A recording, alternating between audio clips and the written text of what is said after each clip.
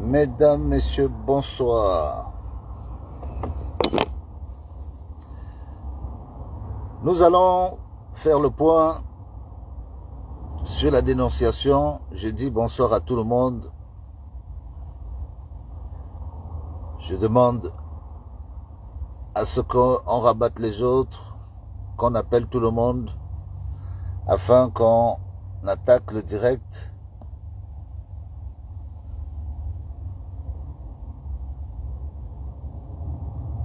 Qu'on attaque le direct tous ensemble.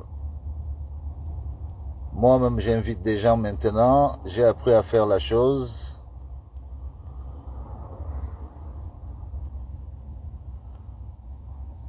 Donc, nous allons démarrer. Nous allons faire le point.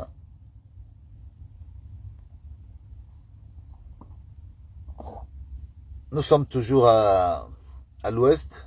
Nous nous sommes arrêtés à Bafoussam. Nous avons exposé M. Ernest Ngouchingue, le sénateur Ernest Ngouchingue, qui pour nous est l'un des personnages qui tient à deux bras le régime et dont nous devons présenter comme quelqu'un qui n'acceptera jamais que les choses changent.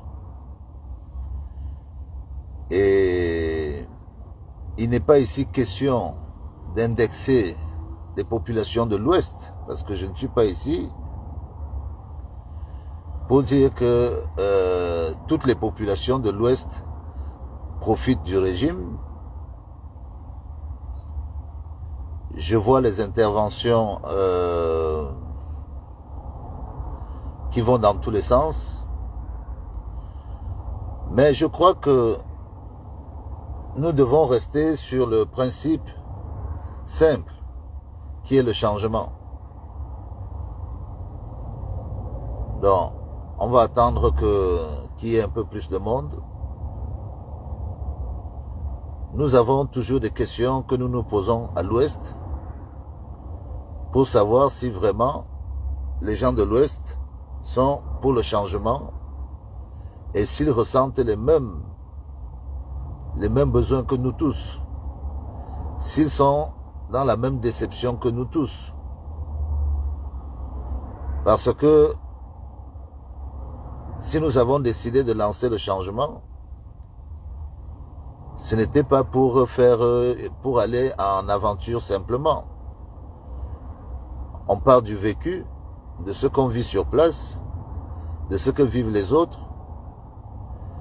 Et c'est à partir de ce diagnostic que nous nous décidons de nous impliquer dans ce que c'est le changement. Et dans comment on peut y parvenir. Moi, je demande à ceux qui connaissent la politique camerounaise, si quelqu'un peut me rappeler à quel moment est-ce que le président de la République a eu à sortir un an avant les élections. Moi, je ne me rappelle pas. Je ne me rappelle pas non plus d'une époque où la première dame aurait de manière instinctive offert des cadeaux à des dames qui, à la limite, lui répondent très bien. Parce que ces dames, elles ont dit tout. C'est qu'elles étaient surprises de savoir que la première dame les connaissait. Mais elles ont eu raison de prendre le cadeau. Ça fait toujours plaisir. Mais ce sont des signes. Je vous ai dit depuis que la politique, c'est des symboles. Il y a des signes qui viennent d'en haut, qui sont là pour rassurer. Et nous croyons que les gens ne sont pas plus rassurés que ça. Nous croyons même que ces signes, on peut considérer ça comme du déjà vu. Et C'est pour ça que je pose la question de savoir si vraiment tout le monde est engagé dans ce changement. Quand je vois les sorties de certains qui protègent les leurs en créant la confusion régionale comme si on s'adressait à une région alors qu'on s'adresse à une personne. On peut penser que certaines positions ne sont pas sincères. Mais ça nous renseigne aussi sur l'état d'esprit de certains citoyens de notre pays. Nous parlons de changement. Nous n'avons pas encore commencé à parler avec qui nous ferons le changement. Et nous voyons des acteurs politiques de très haut rang sortir pour faire des signes au peuple. Pour nous, ça parle beaucoup. Et si le changement, la force du changement était organisée, on pourrait même communiquer sur la base de leur communication.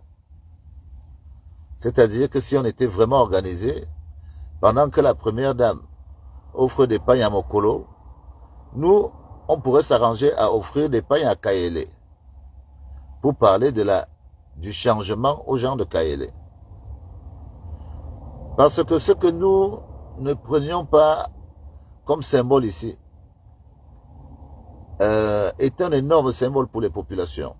Le simple geste que Madame Chantal fait en offrant un chapeau et un pagne a une portée énorme pour des populations qui n'ont même jamais imaginé recevoir ce genre de geste.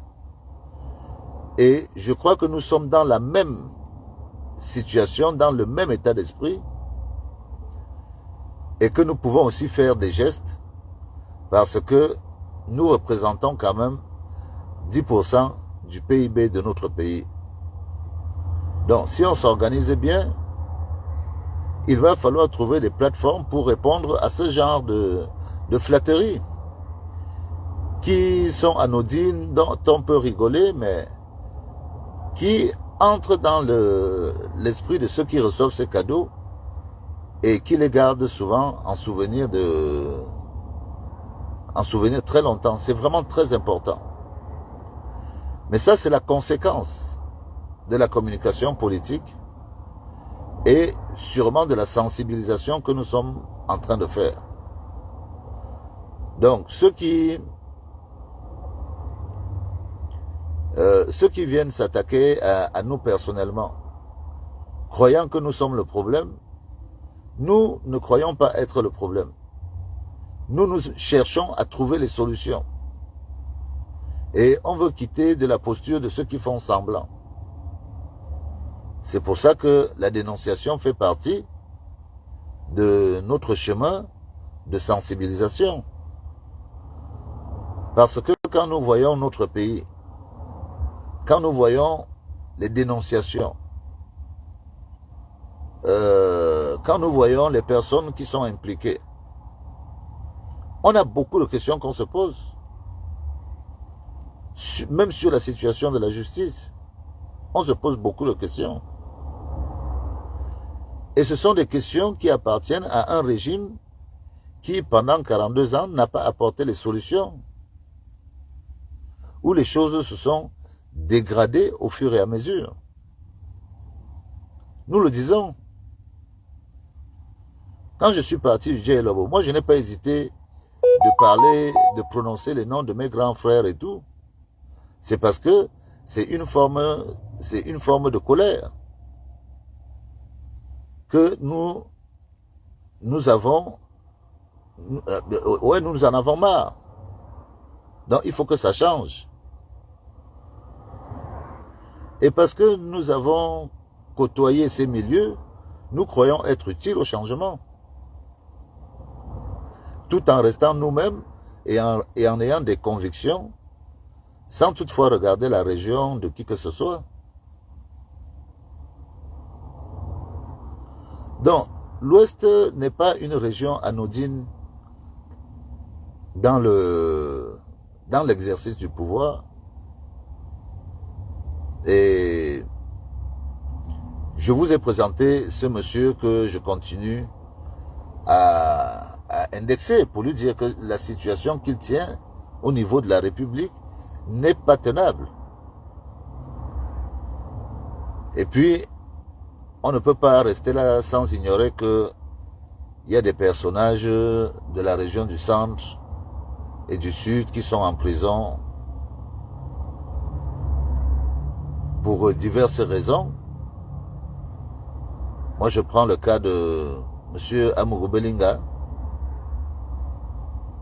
qui s'est présenté dans ses branches d'activité comme étant ayant une branche qui fait de la finance. Nous tous, nous sommes tombés sur M. Amourou Belinga pour parler de l'origine de son argent, des détournements dont il serait complice avec le ministre. On a tous parlé de ça. Mais quand on regarde encore maintenant dans le fond et qu'on se rend compte que Amourou Belinga, nous on lui reproche tout ce qu'on lui reproche. Mais en vérité, la banque qu'il a, qui c'est qui la cautionne? Qui c'est qui cautionne la banque d'Amourou Belinga? On se retrouve encore chez quelqu'un qui est de l'Ouest. C'est-à-dire que c'est Afriland qui est la propriété de M. Fokam, qui est la caution de Vision Finance. Donc, comme par hasard, tout ce qu'on dit, que l'argent qui se brasse même à l'intérieur du pouvoir, se fait blanchir par une partie d'une certaine région. Donc, il y a une alliance forte qu'il y a à l'Ouest avec le régime. Et il faut vraiment trouver les solutions. Pas seulement de parler, de faire tomber le régime, mais de penser aussi à rétablir une certaine forme de justice au niveau de la mainmise économique au Cameroun. Parce que il y a trop de pans, il y a eu trop de péchés politiques. Voilà. Et les péchés politiques ont des conséquences économiques. Au moment où on va régler le problème politique, il ne faudra pas que certains se disent que c'est une vengeance personnelle ou quoi que ce soit. Mais il faut qu'on expose, pendant la sensibilisation, ceux à qui profite le crime, ceux qui se servent au passage. Monsieur Fokam, moi j'estime que c'est quelqu'un de très respectable. Il a pour profession banquier. Il a d'abord créé la CCEI. Après, il a transformé ça en Freeland. C'est un bon capitaine pour un national, pour représenter notre économie. Mais on ne peut pas s'empêcher de constater que dans son économie, il y a une partie de l'argent détourné qui passe dans ses banques. Et que lui-même accompagne le régime dans certaines opérations qui sont foireuses. On ne peut pas parler de sensibilisation sans parler de tous ces points-là. On ne peut pas parler de sensibilisation sans parler de tous ces points-là. Moi, aujourd'hui, je n'ai pas eu l'occasion de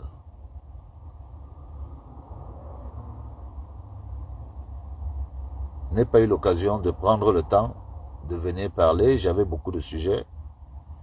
Et ma journée a été tellement dure que j'ai dit que j'allais pas passer beaucoup de temps avec vous.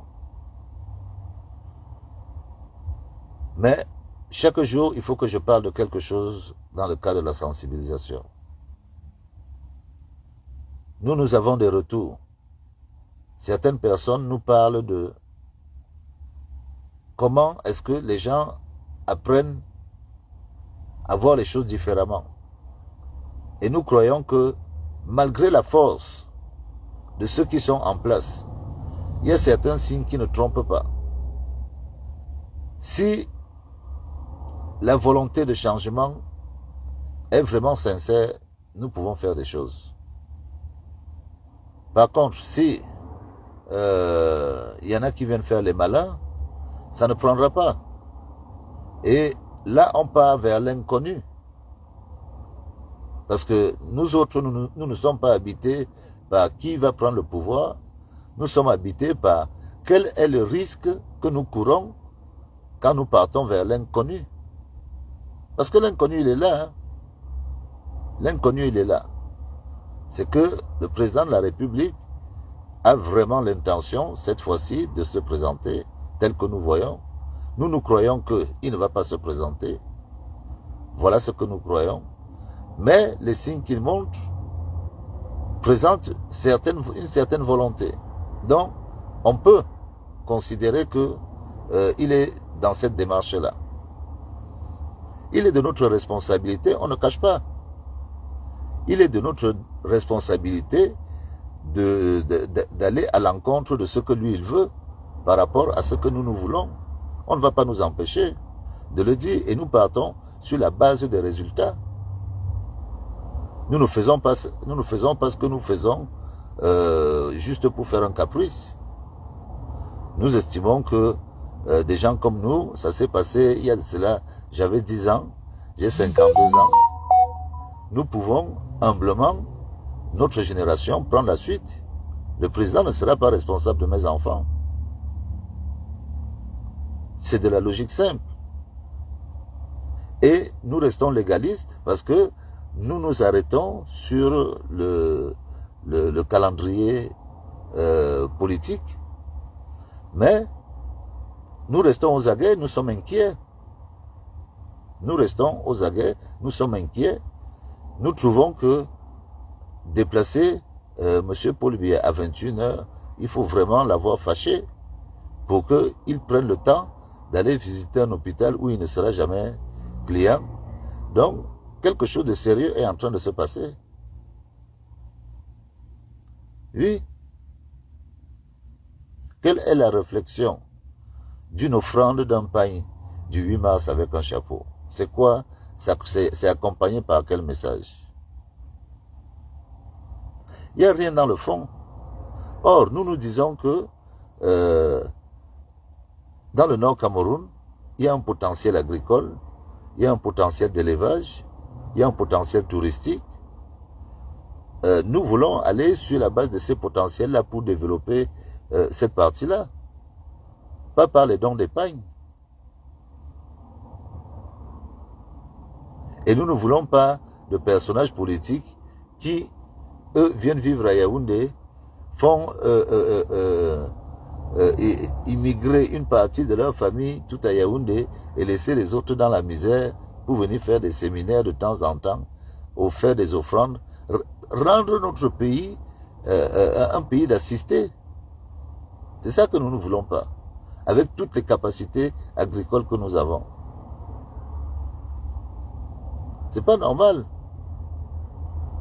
que le Nord soit sujet à la famine, c'est pas normal. Le centre, le sud doivent venir aux besoins du nord au moment où le besoin se fait ressentir. Ça doit être régulé par les politiques agricoles.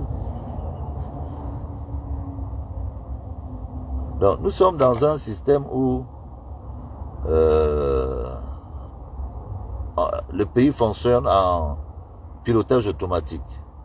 Nous croyons que le pilotage automatique est un risque pour nous. Ça peut fâcher ceux qui sont en responsabilité, qui ont des délégations de signature. Peu importe, mais nous croyons que c'est un danger pour la nation. Parce qu'un jour, quelqu'un va marcher sur la délégation de l'autre, ça peut très mal finir.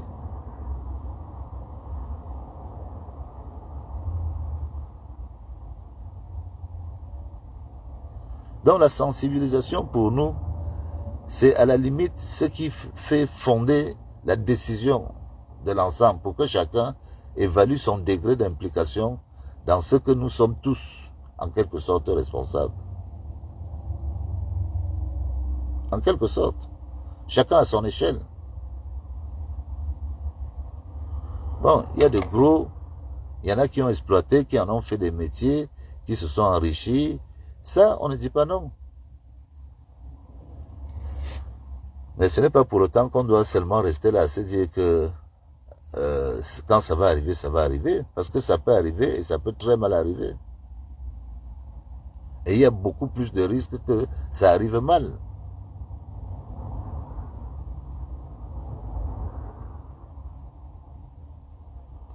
Donc, personnellement, moi, je continuerai à me battre, à sensibiliser, à parler, à qui veut entendre, que pour moi, 2025, la solution, ce n'est pas Paul Biya. Il peut venir et dire qu'il change la Constitution, ramener le mandat à 5 ans et convaincre les gens que non, 5 ans c'est mieux, 7 ans c'est long. Ils ont tous les pouvoirs, hein. Ils peuvent venir le faire. Et il le fait. Il est majoritaire à l'Assemblée. Il a tellement de scénarios pour lui que tout est possible. Mais nous devons continuer à lui dire que, à aller à l'encontre de ce que lui pense, et lui dire que non, nous trouvons que ce n'est pas la bonne solution.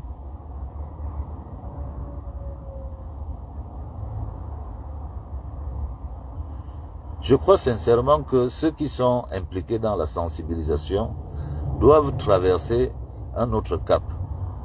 Quand nous voyons le pouvoir que nous souhaitons arrêter en 2025, faire des gestes politiques, il va falloir qu'on prenne nous aussi les devants de faire d'autres gestes politiques, ne serait-ce que pour essayer de diluer le symbole de leurs gestes. Parce que c'est de l'imaginaire, mais ça marche.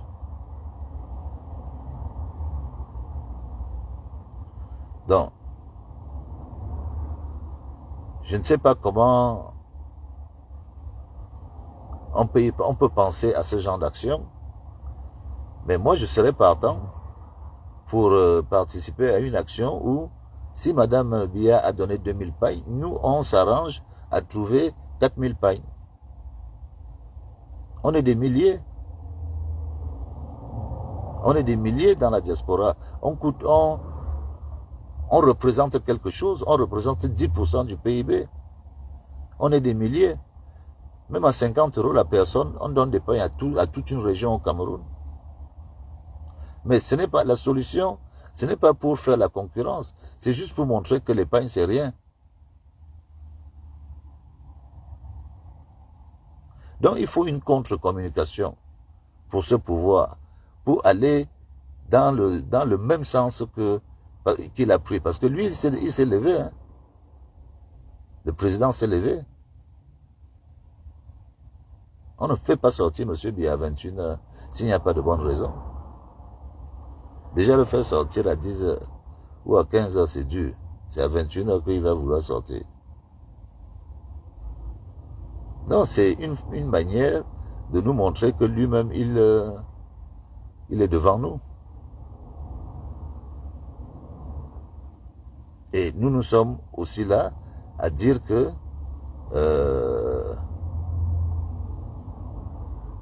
nous aussi, nous voulons qu'il laisse les choses, qu'il a assez travaillé. C'est ça que nous sommes en train de faire, que nous essayons d'expliquer un peu partout au Cameroun. J'ai commencé dans le sud, où j'ai dit que les miens sont responsables de l'échec. Je me retrouve certes à l'ouest, parce que je trouve que l'ouest, c'est un fort ancrage. C'est un fort ancrage, je continue à le dire, que c'est même là où sont les racines centrales du RDPC. Rien que par le fait que son secrétaire général est à l'ouest, l'un des plus gros financiers du RDPC est à l'ouest. D'autres gros financiers du RDPC sont de l'ouest. Ça ne veut pas dire que tous les gens de l'ouest profitent du RDPC. C'est pas ce que je veux dire. Parce que je sais qu'il y a aussi des oppositions à l'ouest. Mais il faut que les gens de l'ouest nous aident à faire comprendre à l'ensemble que eux aussi, ils sont victimes comme nous. des affres du pouvoir et que ça ne profite pas à la majorité. Au lieu de venir croire que moi je fais des sujets tribalistes, moi je ne suis pas là pour ça. Je ne suis pas là pour ça. Je suis là pour qu'on prenne conscience que le changement arrivera quand on prendra tous notre part de responsabilité et en transgressant des fois des consignes que nous donnerons ceux qui nous ont souvent soutenus financièrement. C'est aussi ça. Ou d'une autre manière. La liberté ne s'est jamais donnée cadeau. C'est en désobéissant à une certaine forme de règle qu'on prend sa liberté. Et la démocratie permet le vote. Donc, même si tu as reçu le capital de Ngushinge et que tu veux le changement, il t'a donné le capital. Le jour du vote, tu vas à l'encontre de lui. Tu dis, je ne vote pas RDPC, je vote ailleurs. Parce que dès que tu auras fait ça, il saura que tu lui as enlevé le pouvoir. Et si tout le monde arrive à faire ça, il va se retrouver seul face au RDPC à dire que qu'est-ce que vous voulez que je fasse?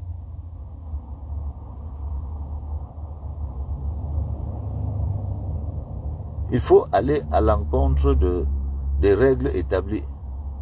C'est ça le sens de la sensibilisation.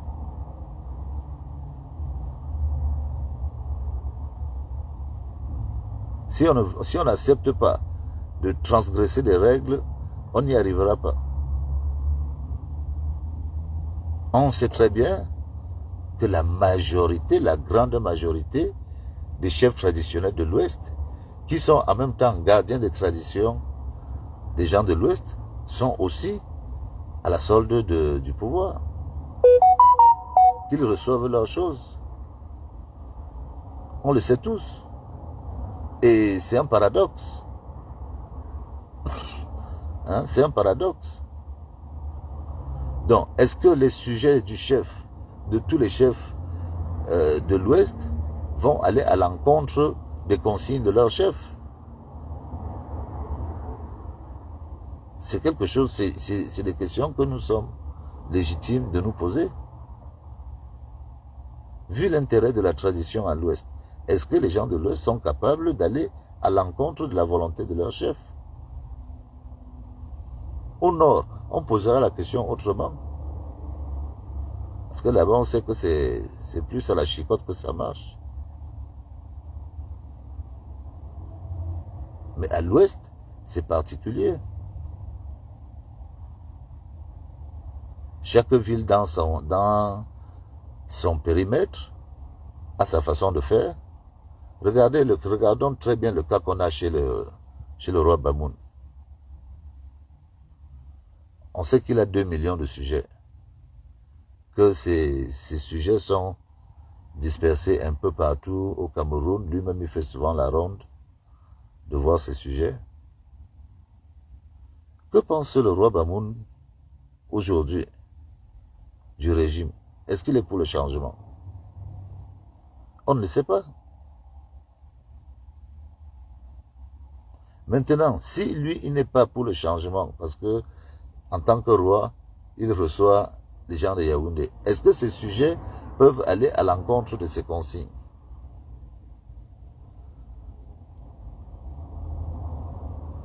Bon, c'est vrai que l'UDC nous a souvent démontré qu'elle arrive à avoir une main mise dans ce rayon. Mais il va falloir éclaircir, rassurer les gens pour que tout le monde aille dans le même sens.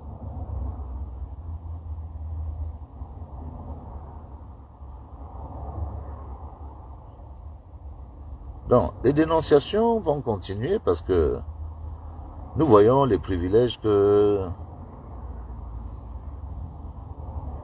dont bénéficient certains personnages de l'Ouest parce qu'elles ont une proximité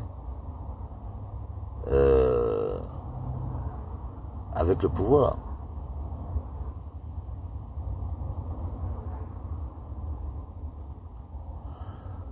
Moi, je suis toujours là, j'attends de voir les projets. J'attends de voir... Déjà, le calendrier électoral au Cameroun est un peu embrouillé. Parce qu'il n'y a pas un sujet qui prend vraiment, qui imprègne vraiment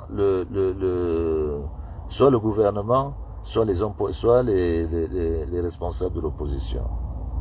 Je ne vois pas encore un sujet où les gens sont prêts à s'asseoir pour discuter. Alors que le sujet essentiel, c'est le consensus, c'est une vraie révision des listes électorales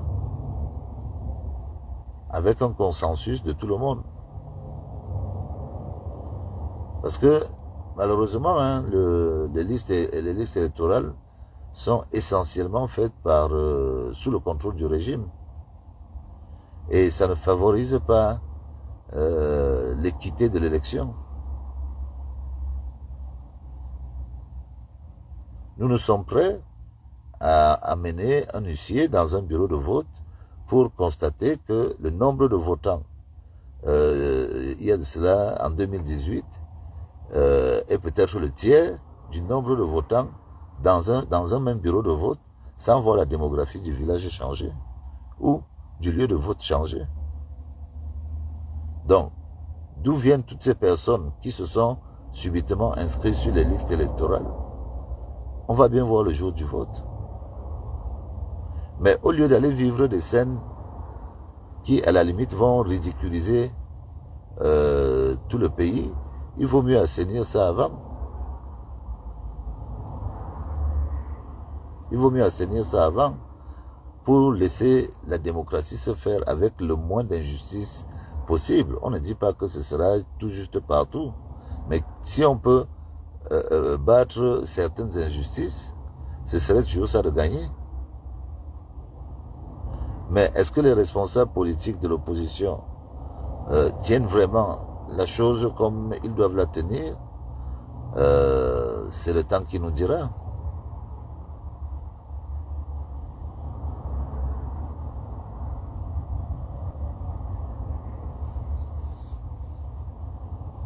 Les partis politiques ce sont des fragments de la société, c'est des courants idéologiques. Un petit parti, ça n'a même pas... le petit parti s'intègre toujours dans un grand courant politique. C'est le principe même de la politique. Parce que chacun doit avoir sa particularité et au niveau des échéances électorales, le cadre électoral prévoit qu'on ne prenne pas tout le monde pour se présenter à n'importe quel poste. Et on demande même à certains de prendre des risques pour se présenter à leurs dépens si jamais leur parole n'est pas prise en compte. Comme l'élection de la présidence de la République. Celui qui a moins de 5% n'est pas remboursé de ses dépenses de campagne. Donc, si vous finissez à 3%, tout ce que vous avez investi est dans votre poche. Donc, il y a ce genre de frein qu'on fait, mais les petits partis sont utiles au pouvoir pour gouverner dans un pays comme le Cameroun. Mais en vérité, le Cameroun vit une éternelle tripartite. Quand on regarde le cadre électoral camerounais, c'est une éternelle tripartite. C'est-à-dire que dans le centre sud et l'ouest, il y a juste deux partis qui se battent. Le parti au pouvoir et tout le côté opposition c'est une opposition qui date déjà au niveau des courants politiques camerounais, qui partent depuis l'époque de Oumniobé, les André-Marie Ndida. Il y a ce côté-là et puis il y a l'autre côté. Ça, c'est les deux duels qui se battent dans le centre, le sud et l'ouest. Et au nord, là-bas, c'est des micro-partis qui représentent les populations du nord, qui, eux, cherchent tout le temps à savoir qui est en tête par rapport à l'autre. Et celui qui est bien placé entre ceux qui se battent au sud va faire une alliance avec ceux qui se battent au nord et récupère ce qui a lieu de récupérer là-bas. Ce n'est pas pour rien qu'on offre des pagnes à Mokolo. On n'est pas pour rien. On n'a pas offert ça à Mintom. Les femmes de Mintom n'ont jamais eu, ni les femmes d'Akono Linga, n'ont jamais eu ce genre de choses. Donc quand on offre des pailles à Mokolo, c'est un geste politique très, très, très significatif. Et malheureusement, si nous restons là juste à discuter sans s'organiser, on peut être surpris. Mais si nous nous organisons, parce que la politique c'est les symboles, nous pouvons arriver à récupérer beaucoup de voix, là où le régime même ne peut même pas imaginer. Les gens ont juste besoin de clins d'œil, de symboles. Offrir des pains, ça doit être à notre portée. Si ce n'est que ça, ça doit être à notre portée. Mais comment on s'organise pour casser ce genre de mythe? Bon, on ne fait pas concurrence avec Madame Chantal, elle gère l'argent du Cameroun. Mais nous, on peut s'arranger à sortir 5000 pains. Ça, je crois qu'on peut. Et à les offrir aux populations, juste pour casser aussi, pour montrer qu'il y a aussi une force de changement qui peut offrir aux populations ce que le régime offre aux populations.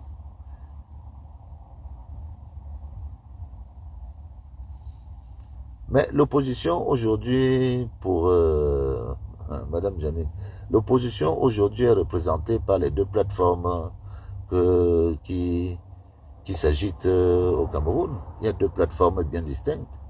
C'est les deux oppositions qui sont visibles. Donc, demander que l'opposition c'est qui? Ce sont les deux plateformes, les deux.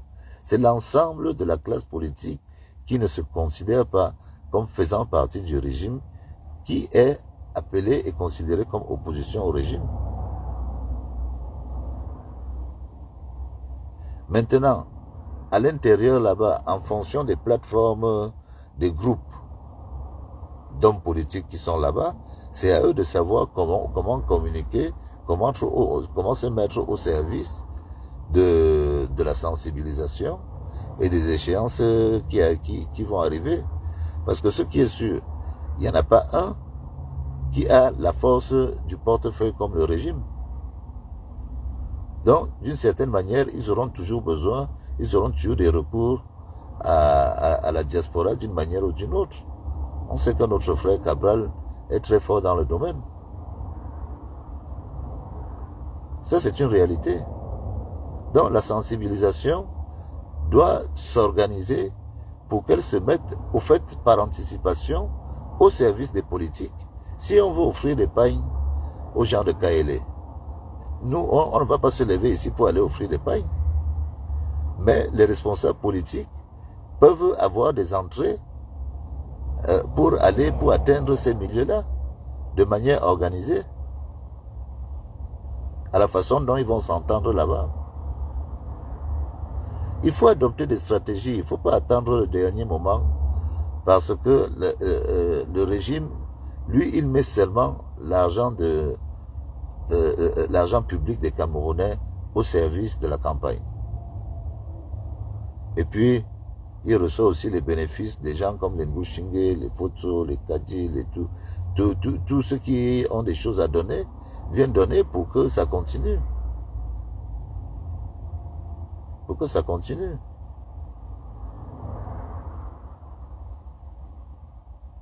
Il faut expliquer aux gens que nous sommes tous à la limite impliqués sur quelque chose de précis, c'est le changement. Et qu'on doit réfléchir d'abord à expliquer aux gens pourquoi on doit changer. Donc, si on explique aux gens comment on va changer et qu'eux ils nous expliquent, ils comprennent pourquoi ils doivent changer, on va changer. Tout ce qui a été construit peut être déconstruit. Mais il faut une stratégie. Ici, à l'ouest, moi je crois que une des solutions viendra de l'Ouest. Si le Cameroun est rassuré que les gens de l'Ouest, cette fois-ci, se sont détachés de ceux qui, à la limite, entretiennent le pouvoir dans l'abîme, dans la direction où il part, parce qu'on ne peut pas dire qu'ils ne sont pas complices. C'est eux qui entretiennent. C'est eux qui facilitent les transactions.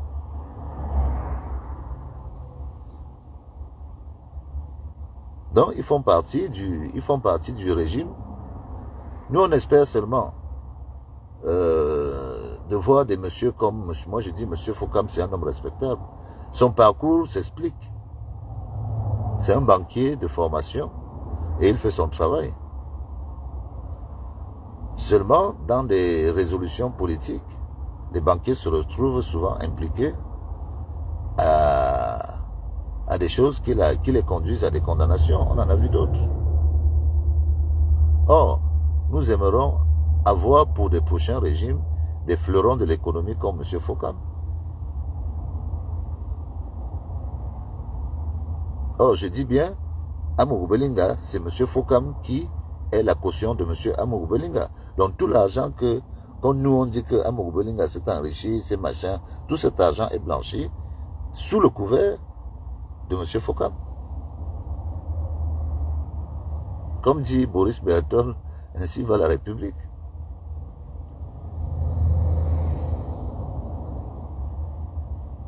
Donc il faut démystifier tout ce stratagème. Parce qu'il ne nous honore pas. Il ne nous fait pas avancer. Tout ça là. Tous ces gens qui s'enrichissent pour eux ne font pas avancer le pays comme ils devraient avancer.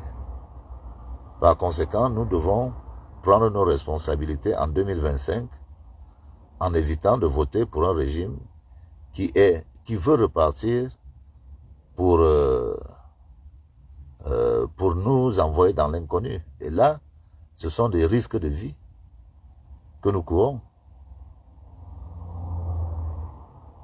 Parce que, vu le dessin, moi je dis, tant qu'on ne m'a pas encore montré qui est le successeur de Paul Biya, tant que pour moi on me dit que c'est Nyat, que je regarde bien Nyat, je n'ai pas confiance.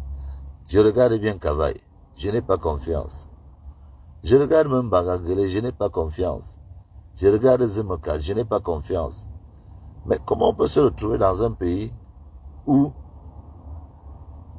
on a des gens qui n'ont plus le réflexe qu'il faut et on se dit qu'on repart avec ça. Mais j'ai l'impression que nous on marche à l'envers. On marche à l'envers. C'est nous qui devons protéger les hommes de cet âge. Dans d'autres pays, on s'occupe d'eux, matin, midi et soir. Nous, au Cameroun, on demande à ces personnes de s'occuper de nous. Non. Il faut qu'on arrête ça.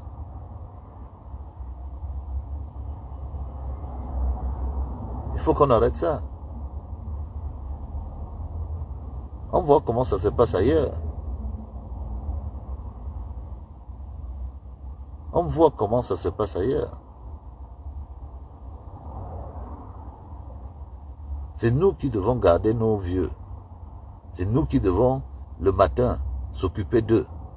Quand il atteint un certain âge. Ce n'est pas pour lui dire que dès qu'on a fini de s'occuper d'eux, on dit, bon, maintenant le bureau est prêt, tu peux aller travailler. Mais, attendez. Il faut être un peu humain. Quand moi je vois Paul Biya dans la tenue où je l'ai vu, je ne trouve pas que ce monsieur est heureux. Je ne trouve pas heureux. Ce n'est pas un papa heureux, ce monsieur-là.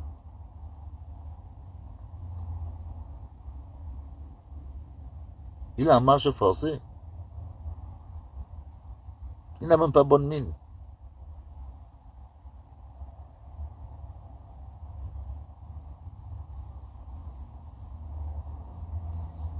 Non, il ne suffit pas de faire sortir le président de la République pour croire que ça va nous rassurer. Non, non, non.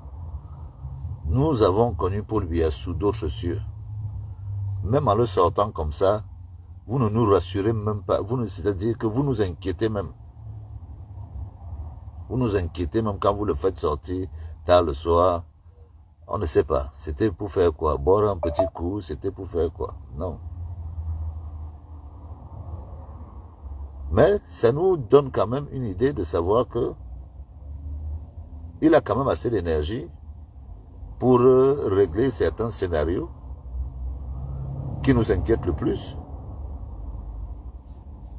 et qu'il peut prendre le temps d'organiser une élection en disant nous avoir compris. Parce que ça, ce n'est pas interdit. Il peut aussi dire qu'il nous a compris.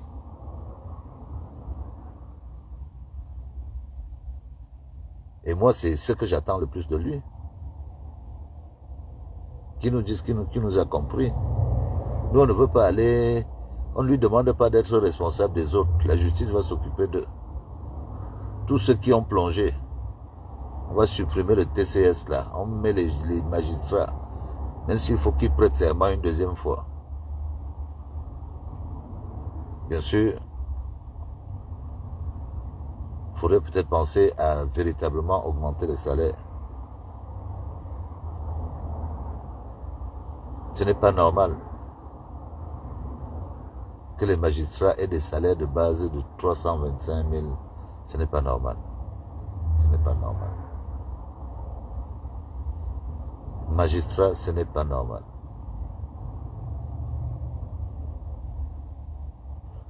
Donc, il y a une véritable injustice salariale au Cameroun qui fait que pour moi, comme je suis fou, moi je crois que le SMIC au Cameroun doit être à 1000 francs plus cher que le SMIC le plus haut de la zone CEMAC.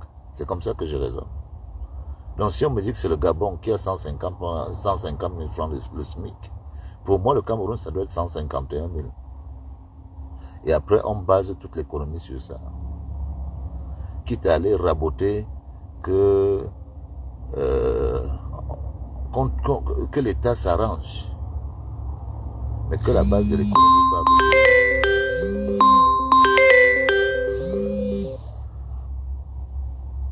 Que la base de l'économie parte sur ça. Si on part sur ça, on peut mieux parler de lutte contre la corruption, contre tout ce qu'on veut. Mais apprenons à payer les gens de manière raisonnable. Manière raisonnable. Beaucoup me diront que l'argent viendra d'où. Oh là là. Que l'argent va venir d'où, l'argent va venir d'où. L'État a tellement de possibilités que il suffit de mettre les bases de la politique qu'on veut mener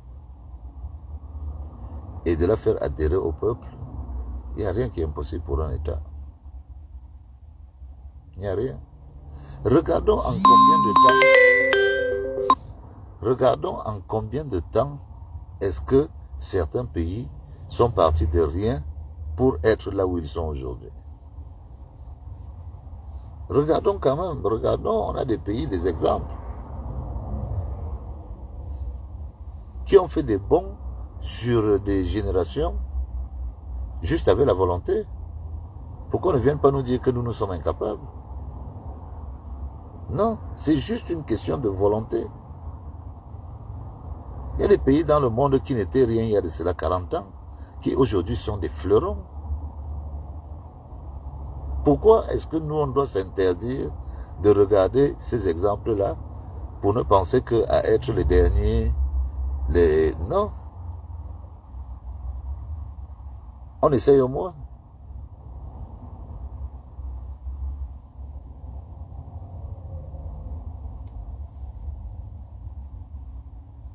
Nous qui voyageons et on arrive souvent à prendre le temps de rester sur place, à jauger, à voir un peu les capacités qu'ont les gens sur le terrain. Non, moi je crois qu'on est capable. Si on est bien dirigé, on est capable. On est capable d'atteindre un niveau de développement assez conséquent en 15-20 ans si les gens se mettent au travail en marchant, en ayant un objectif, en étant dirigé par un personnage qui est reconnu, intègre de tous? Non, moi je crois qu'on est capable. En faisant les réformes qu'il faut, oui, on est capable.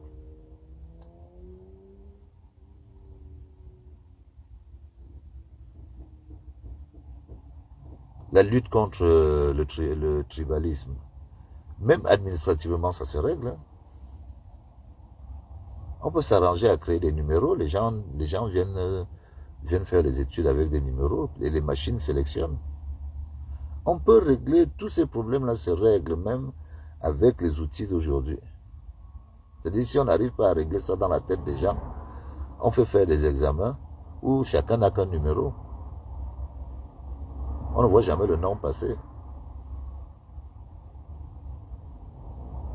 Non, rien n'est impossible. Mais comme je sais que le tribalisme d'aujourd'hui n'a de fabrication qu'il y a de cela 20 ans. Parce que quand nous avions 18 ans, on n'était pas trop impliqué par le tribalisme qui est devenu la lettre quotidienne de nos citoyens. Nous, on ne faisait pas cette différence. On est surpris de savoir qu'il y a un terme qu'on appelle les camps. On est déjà adulte. Pas que le terme soit inutilisé ou quoi que ce soit, c'est que ça nous paraissait tellement loin de nous définir comme camps, alors qu'on était déjà boulot. On est déjà yinveng, on est boulot. Après on est petit ou fang. Pour devenir camp. Je veux dire, c'est un ensemble très gros.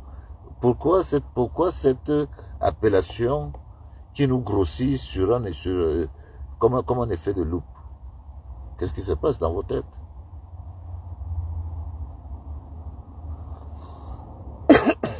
Moi, je ne crois pas qu'on ait besoin. Sinon, soyons logiques. Hein. On peut régler des problèmes historiques. Si on veut régler des problèmes historiques, on a la Guinée équatoriale, ce sont les Fangs. On les envahit, ça devient une région du Cameroun. On peut régler, il y a plein de choses qu'on peut régler. Ce sont aussi nos frères. Une partie des Gabonais aussi. Non, il ne faut pas manipuler les gens avec des appellations qui n'ont même pas lieu d'être, qui ne servent que des intérêts de certains personnages dans notre pays. Nous sommes bien comme nous sommes, chacun a sa particularité. Et si on veut changer, on doit changer pour que le pays soit meilleur, c'est-à-dire que les conditions de travail soient meilleures, conditions d'emploi soient meilleures. Pas pour que les autres vont dénoncer là-bas et les autres ne dénoncent pas ici, parce qu'ils veulent toujours avoir la protection des autres. Non. On lave tout. On lave tout. Demain, je vais apporter encore le sujet de 2-3 personnages de l'Ouest. Je vais essayer de toucher le Nord-Ouest. Parce que c'est l'histoire de notre Cameroun, de notre pays. Donc demain, je vais aussi essayer de parler du Nord-Ouest et du Sud-Ouest. C'est un sujet qui nous dérange beaucoup. Et moi, je fais toujours le vœu de me retrouver à Bamenda. Je fais toujours ce vœu parce que j'aimais beaucoup cette ville. Limbe, j'aimais beaucoup. Ce qui se passe au Cameroun, c'est un crève-cœur. Parce que qu'on ait eu à régler des problèmes dans d'autres pays, quand il y avait des bruits, on avait encore cette fierté. Mais de voir comment, pendant des années, on arrive à s'entretuer dans une zone bien définie au Cameroun, où on n'arrive pas à régler le problème. Moi, je crois qu'il y a un manque de volonté quelque part. Et c'est une des chevilles ouvrières qui nous engage au changement. Parce qu'on ne peut pas vivre avec la moitié d'un pays et se dire que tout va bien. Non. Il faut qu'on retrouve tout notre pays pour que ce mélange qui nous profite à tous aujourd'hui, un Camerounais à l'étranger, grâce au fait qu'il ait côtoyé le monde anglophone, lui apporte un certain avantage non négligeable par rapport à d'autres citoyens, même sans forte application. C'est-à-dire qu'en bricolant, on arrive à se faire comprendre. C'est grâce à une partie de la richesse dont nous avons hérité. Donc, je vous remercie. Il est temps pour moi de finir ma journée. On aura eu le temps de causer un peu tard. Demain, je ferai que ce soit un peu plus tôt. Donc, je vous souhaite une bonne soirée. Je vous demande à vous, mes frères de l'Ouest, de continuer à sensibiliser, de dénoncer ce que vous connaissez vous-même comme étant impliqués dans le dysfonctionnement de notre pays. Il faut les exposer pour que ceux qui ont peur puissent prendre le courage de voter le contraire la prochaine fois. Parce qu'il y a des gens qui votent sous influence. Parce qu'on leur a offert une marmite ou quelque chose, et se dit non, cette personne-là, il faut que je rende service. Non, il faut expliquer aux gens l'importance du vote. Qu'on ne donne pas le vote juste pour un cadeau. Donc, merci beaucoup et on se reprend demain. Je vais prendre le temps de bien relire tous les commentaires, mais dans l'ensemble, j'ai remarqué juste une confusion. Je ne fais pas un arrêt à l'Ouest parce que j'ai telle ou telle animosité. Au contraire, moi je sais que l'Ouest fait partie des régions qui apporteront le changement au Cameroun. Donc je vous remercie, je vous souhaite une bonne soirée. Demain on continue avec la dénonciation à l'Ouest. Vive le Cameroun, vive les Camerounaises et vive les Camerounais.